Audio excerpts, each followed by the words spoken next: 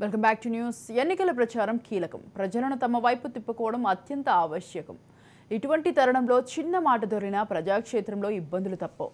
అందుకే ఎన్నికల ప్రచారంలో అభ్యర్థులు వీలైనంత వరకు ఆచితూచి మాట్లాడడం చేయాలి.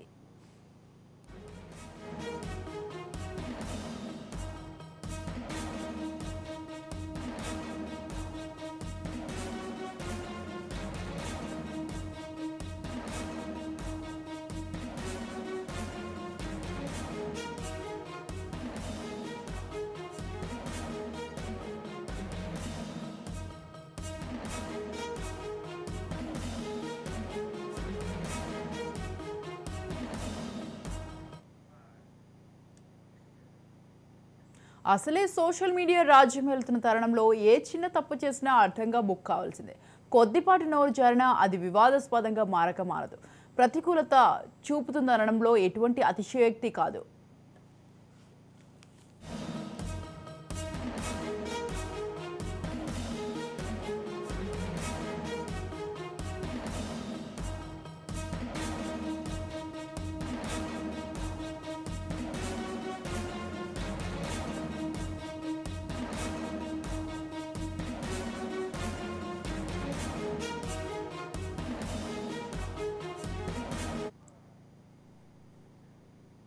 కానీ ఇటీవల ఎన్నికల ప్రచారంలో భాగంగా కవ్వింపు చర్యలకు దిగడం, పరస్పర దాడులు జరుపుకోవడం ఆనవాయితీగా మారింది. ప్రతి పార్టీలో వివాదాస్పదులు ఉండడం సర్వసాధారణం. ఇటువంటి వారితో ఇటీవల ఇబ్బందికర పరిణామాలు ఎదురవుతున్నాయి. ఇటువంటి వారిని నియంత్రించకపోతే పార్టీ మూల్యం చెల్లించుకోక తప్పదు.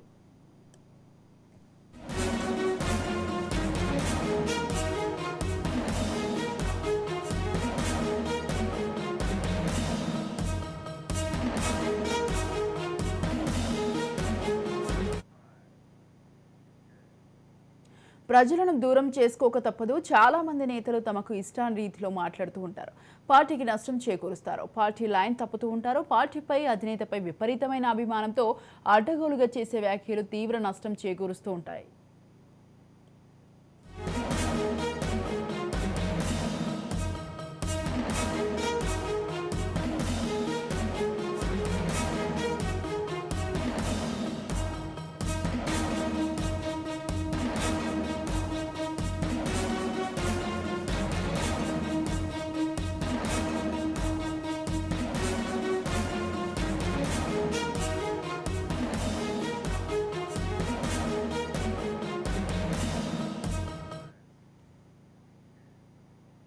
మొన్నటికి మొన్న చిరంజీవిపై వైసీపీ శ్రేణులు చేసిన అతి అంతా ఇంత కాదు. 3 రాజధానులకు మద్దతుగా చిరంజీవి మాట్లాడేసరికి ఆయన గొప్పవాడయ్యాడు. అదే ప్రత్యర్థులకు మద్దతు ప్రకటించినప్పుడు, అందులో సన్నిహితులకు ఆశీర్వదించినప్పుడు ఎంతో రగడ సృష్టించారు. చివరకు సజ్జల రామకృష్ణారెడ్డి లాంటి వారు యూటర్న్ తీసుకోక తప్పలేదు. రైటింగ్ ఈ విషయంపై పూర్తి సమాచారాన్ని మా ఇన్పుట్ ఎడిటర్ చీఫ్ కోటిరెడ్డి అందిస్తారు. మాట చాలా విలువైనది. పెదవి దాటితే పృథ్వీ దాటుతుంది అని విదురుడు చెప్పాడంటారు.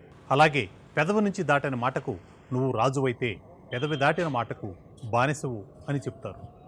అంటే మాట యొక్క విలువను, మాట్లాడేప్పుడు ఆలోచించాల్సినటువంటి తీరును తెలియజెప్పేందుకు ఇలాంటి ఎన్నో సామెతలు కనిపిస్తూ ఉంటాయి. ప్రస్తుతం తెలుగు రాష్ట్రాల్లో రాజకీయాలు బాగా వేడెక్కాయి. ఇక రాజకీయ పార్టీల నేతలు, చిన్న స్థాయి నాయకుల నుంచి అగ్రనేతల వరకు కూడా ప్రత్యర్థుల మీద చేస్తున్నటువంటి విమర్శల్లో మాటల తూటాలు పేలుతున్నాయి. విమర్శల తీవ్రత పెరుగుతోంది.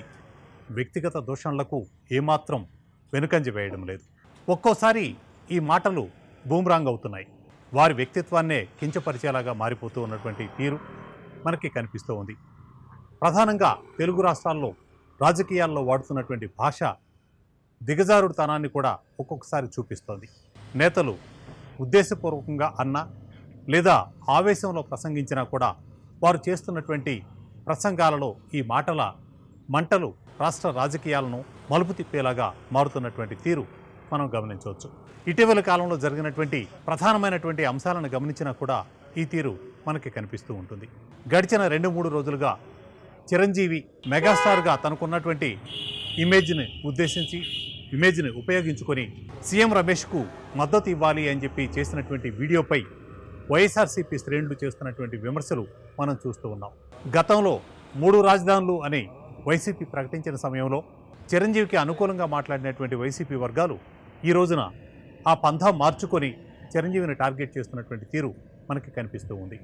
ఇది ఒకటే కాదు, మిగతా విషయాల్లో కూడా పవన్ కళ్యాణ్ గడిచిన 2-3 రోజుల క్రితం మాట్లాడినటువంటి మాటలు తనకు ఎంత రివర్స్ అయ్యాయనేది చాలామందికి తెలుస్తుంది. గతంలో రాజకీయ విమర్శలు చేస్తూ సినిమాలు నిర్మించినప్పుడు కృష్ణకు సంబంధించి ఎన్టీ రామారావు ఏమీ అనలేదంటూ చేసినటువంటి వ్యాఖ్యలు అటు కృష్ణ అభిమానులకు తీవ్ర ఆగ్రహం కలిగించాయి. ఇక చంద్రబాబు నాయుడు అయితే ఇటీవల కాలంలో చేసినటువంటి కొన్ని వ్యాఖ్యలు ఆయనకు ఎంతగా నెగటివ్ అభిప్రాయాన్ని ప్రజల్లోకి తీసుకువెళ్ళాయో తెలుసు. ఒక టిప్పర్ డ్రైవర్కు వైసీపీ సీటు ఇచ్చిందనేటువంటి తీరులో ఆయన మాట్లాడినటువంటి వ్యాఖ్యల కారణంగా ఆ మాటలు ఆ పార్టీపైనే ఒక నెగటివ్ ముద్రను, డ్రైవర్లు ఆ వర్గానికి సంబంధించినటువంటి ప్రజలను చంద్రబాబు చిన్నచూపు చూస్తున్నారు అనేటువంటి అభిప్రాయాన్ని కలిగించేలాగా వైసీపీ ప్రజల్లోకి తీసుకువెళ్లేందుకు ప్రయత్నించింది. తెలంగాణలోనూ ఈ తరహా రాజకీయాలకు ఏమీ కొరత కనిపించడం లేదు. కేసీఆర్ ఇటీవల చేసినటువంటి వ్యాఖ్యల్లో లిల్లీపుట్స్ పరిపాలన అది ఇది అని మాట్లాడుతూ చాలా రకాల కామెంట్స్ చేశారు. చివరికి దీనిపైన ఈసీ ఆగ్రహించి నోటీసులు ఇచ్చే వరకు వచ్చింది. నోటీసులకు సమాధానం ఇవ్వడానికి కూడా సమయం కావాలని కేసీఆర్ కోరేటువంటి పరిస్థితి మనం చూసాం. ఇక తెలంగాణలో పార్లమెంట్ ఎన్నికల సమయంలో అటు రేవంత్ రెడ్డి చేస్తున్నటువంటి వ్యాఖ్యలు కావచ్చు, ఇటు కేసీఆర్ చేస్తున్న వ్యాఖ్యలు కావచ్చు, అలాగే బీజేపీ నాయకులు కొందరు చేస్తున్నటువంటి వ్యాఖ్యలు, ఇవన్నీ కూడా రివర్స్ కొడుతున్నటువంటి పరిస్థితులు కనిపిస్తున్నాయి. ఇటీవల కాలంలోనే ఎన్నికల షెడ్యూల్ రావడానికి ముందే లేదా ఎన్నికల షెడ్యూల్ విడుదలైన వెంటనే వాలంటీర్స్పై చేసినటువంటి వ్యాఖ్యలు వెంటనే చంద్రబాబు నాయుడు ఇటు పవన్ కళ్యాణ్ కూడా సరిచేసుకోవాల్సినటువంటి పరిస్థితి తలెత్తింది. ఇక విశాఖపట్నం, ఉత్తరాంధ్ర జిల్లాల్లో జగన్ పర్యటనలో కూడా ప్రత్యర్థులను విమర్శించడమే కాకుండా అక్కడ స్థానిక సమస్యల మీద చేస్తున్నటువంటి కామెంట్స్లో భాగంగా స్టీల్ ప్లాంట్కి సంబంధించి ఇంకా అప్పులున్నాయా అంటూ చేసినటువంటి వ్యాఖ్య ఎంతగా వ్యతిరేకత అంటే అక్కడ ఉన్నటువంటి వాస్తవిక పరిస్థితులు జగన్మోహన్ రెడ్డికి తెలియదా అనేలాగా తెలుగుదేశం వర్గాలు ప్రజల్లోకి తీసుకెళ్లేటువంటి ప్రయత్నం చేస్తున్నటువంటి తీరు మనకి కనిపిస్తూ ఉంది. మొత్తంగా మాట ఎంత విలువైనదో, దానిని ఏ విధంగా ఉపయోగించుకోవాలి అన్న దానిపైన రాజకీయ నాయకులకు అవగాహన లేదా ఉద్దేశపూర్వకంగా ప్రజల్లో భావోద్వేగాలను రెచ్చగొట్టేటువంటి తీరును వీటిని ఈ విధంగా ప్రోత్సహిస్తున్నారా అనేటువంటిది మనకి అర్థం కానటువంటి పరిస్థితి కనిపిస్తోంది. ఇక దేశ ప్రధాని కూడా ముస్లిం వర్గాలను ఉద్దేశించి లేదా హిందుత్వాన్ని ప్రేరేపించే విధంగా చేస్తున్నటువంటి వ్యాఖ్యల పట్ల దేశవ్యాప్తంగా కూడా కొన్ని వర్గాల్లో ఆందోళన కలిగిస్తున్నటువంటి తీరు మనకి కనిపిస్తూ ఉంది.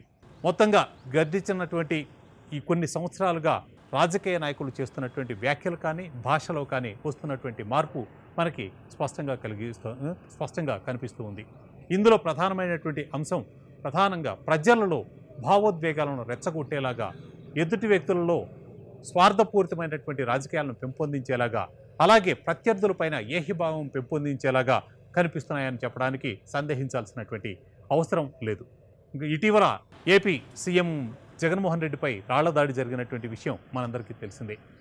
ఈ రాళ్ల దాడికి సంబంధించినటువంటి విషయంలో పూర్తి స్థాయిలో ఇప్పటికీ కేసుకు సంబంధించినటువంటి వివరాలు పోలీసులు వెల్లడించుకున్నా కూడా ప్రజలలో తాము నచ్చనటువంటి పార్టీలు లేదా నేతలపైన ఎంతగా ఏహిభావం పెంచి పోషించేటువంటి తీరు నాయకులను ప్రోత్సహిస్తున్నారో ఈ సంఘటన మనకి ఉదాహరణగా నిలుస్తోంది. ఆ తర్వాత కూడా అటు పవన్ కళ్యాణ్, ఇటు చంద్రబాబు నాయుడు కాన్వాయ్లపైన రాళ్లు పడ్డాయి అనేటువంటి వార్తలు వచ్చాయి. అయితే దీనిపైన ఎలాంటి అధికారిక ప్రకటనలు రానప్పటికీ కూడా ప్రజల్లో ద్వేషభావం మాత్రం పెంపొందించేలాగా నాయకుల మాటలు ఉంటూ ఉండడం రాజకీయాల్లో కొత్త స్పందనను మనకు చూపిస్తున్నాయి. అయితే ఇది ప్రమాదకర ధోరణికి, ప్రజాస్వామ్య విలువలను పాతరేసేలాగా ఉన్నాయని చెప్పడానికి సందేహించాల్సినటువంటి అవసరం లేదు. ఏదైనా రాజకీయ నాయకులు హుందాతనంతో కూడినటువంటి వ్యాఖ్యలు, ప్రత్యర్థులపైన ఆ హుందాతనం కోల్పోకుండా చేయాల్సినటువంటి విమర్శలు, నిర్మాణాత్మకమైనటువంటి సలహాలు, సూచనలకు సంబంధించినటువంటి విధంగా వాళ్ళ విమర్శలు ఉండాలి తప్ప ఈ విధంగా ప్రజల్లో ఒకరి పట్ల ఒకరికి ద్వేషం పెంచేలాగా ఉండకూడదన్నది వాస్తవం.